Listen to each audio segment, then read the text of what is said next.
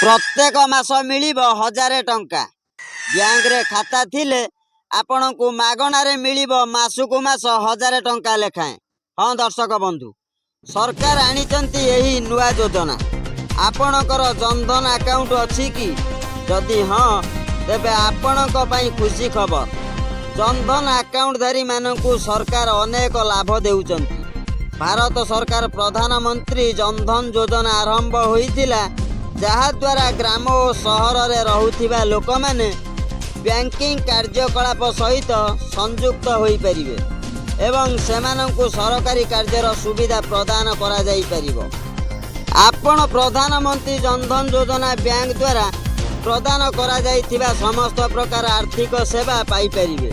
आज भारत रे कोटी कोटी लोक अछंती जेउ माने जनधन माध्यम रे अकाउंट खोलिछंती। सेमाने जनधन खातार लाभ मध्य पाई परिबे। नागरिक मानकु एपरि अनेक सुविधा दिया जाउछि जहा अन्य साधारण अकाउंट रे उपलब्ध नाही। जनधन अकाउंट को केंद्र सरकार आरंभ करिसंती, जहा द्वारा साधारण नागरिक माने बैंक रो आर्थिक सेवा सहित संयोग करि परिबे और सेमानंक कारोबार को सहजरे करि परिबे।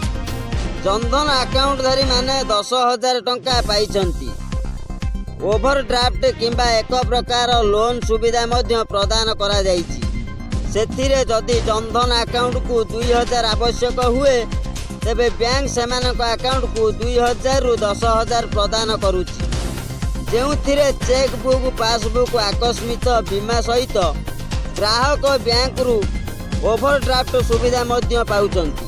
प्रधानमंत्री जनधन बैंक अकाउंट रे अनेक सुविधा उपलब्ध। जेउ मानक अकाउंट टंका नथिले मध्य 10,000 टंका प्रत्याहार करि परिबे। एही सुविधा को ओवरड्राफ्ट मिलिटी कुआ जाए। सूचना आज पई एतिकी। वीडियो भल लागिले आम चैनल को सब्सक्राइब करंतु, वीडियो को लाइक करंतु एवं सांग मानकु शेयर करंतु। रहिली, नमस्कार।